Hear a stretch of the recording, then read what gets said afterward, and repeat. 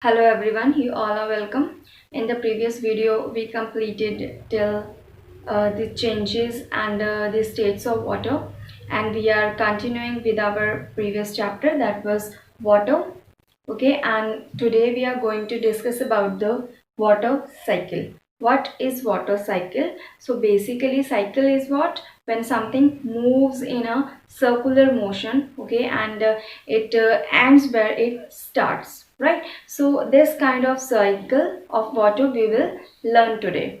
So in the water cycle, what happens?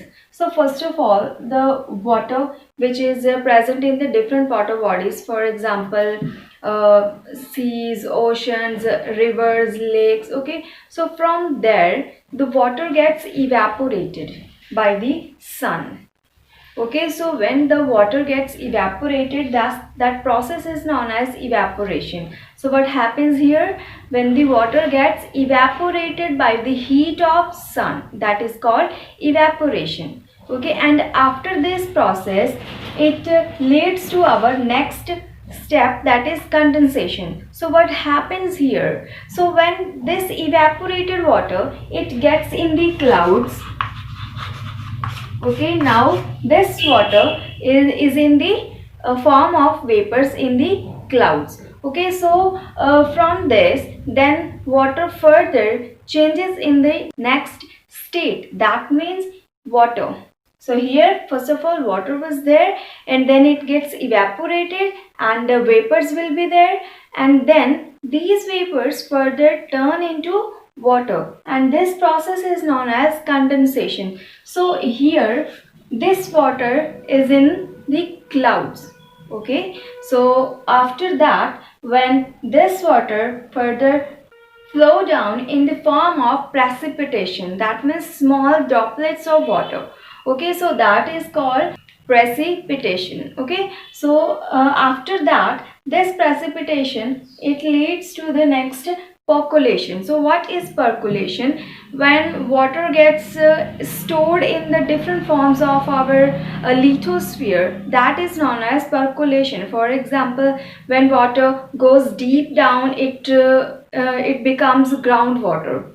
Okay, so this is percolation. Okay, so this is all about the water cycle, and not only the evaporation leads for the means vaporization of water, but even the transpiration by the plants also leads to the vaporization of water. So from this, water gets evaporated in the form of vapors, and it further turns into water by the process of condensation.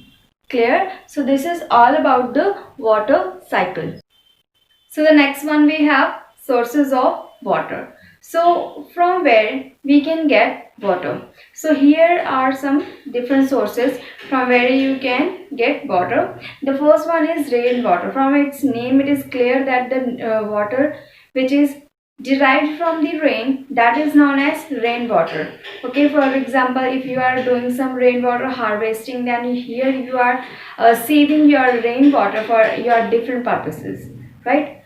And the next one we have groundwater. So groundwater, it's a water that means which is present deep in the ground. Okay, and we will discuss it in the detail. Okay, next one, surface water. So what is surface water? Let's take an example. So the water which is come from the glaciers, it melts, okay, and then it flows in the form of rivers or lakes. That is known as surface water.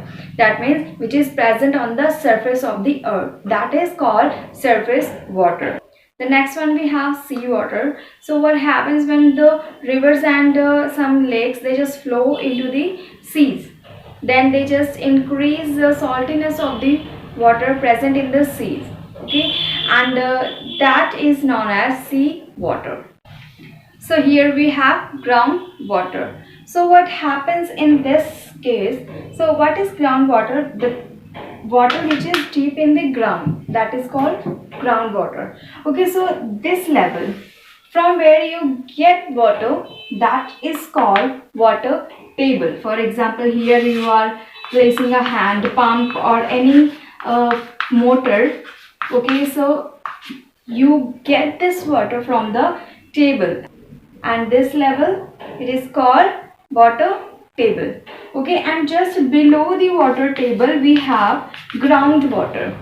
So when this groundwater it shows some percolation, okay, then this percolation rises to form of surface water. How? Because this water it pushes up, like here this is ground, okay, and here there is no space to go the water up. But if you have a small pit, then this water it pushes up, and here it forms surface water. This is non-porous rock, and even you can say it as a natural spring because it doesn't allow the more water to go down, okay, and it just pushes back the excess water, and then it forms here groundwater. Okay, this is non-porous rock and this is groundwater, and just above the groundwater we have water table from where we can get water for our different purposes. Okay, and when the water pushes upward, that leads to the formation of surface water. Clear? And when this rain comes, this water it goes deep down in the form of groundwater. Clear?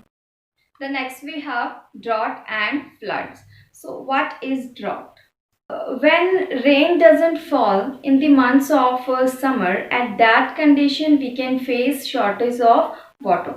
Okay, and that is called drought. What can be the effect of this drought in our life?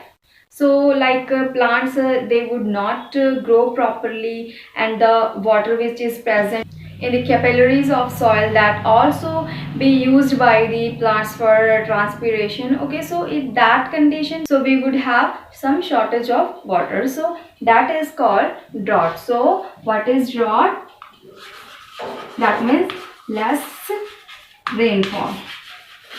But if we talk about the floods, what floods say? When here less rainfall, but when the rain falls in the excess, that condition is known as floods. So heavy rainfall.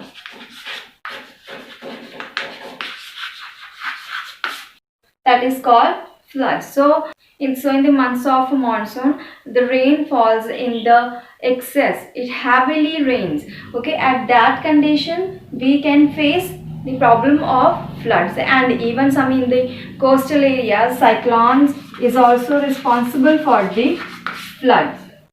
Okay, so this is about the drought and floods. So the last topic we have conservation of water. That means how you can conserve water for the future. So the first one is avoid wastage. We should not waste water. Okay, try to conserve it wisely. Okay, and the next one is plant trees. Like if you plant more and more trees, that means that the surface water will be there, and the drought condition we would not face if we conserve water in a proper manner. Next one, reduce water pollution. So we should not throw the our wastage and garbage into the water, because it just pollutes that, and it's very difficult to regain the purity of water. And the next one is store water. So like reservoirs and even the dams we can make for the storing of water. Okay, and the next one is rainwater harvesting. So rainwater harvesting is really a best method for the conservation of water, because the rainwater it can be conserved. Okay, like you can do the rooftop harvesting on your roofs. Okay, so what happens here, rainwater just flows through the pipes, and then it is collected in a huge container, and that rainwater you can use for our different purposes. Like if you want to water your plants, then that water you can use for this. Okay, and students, these were the topics for today, and in the next video we will come with our next chapter. Until that, keep practicing all the things, and if you have any doubt, just comment.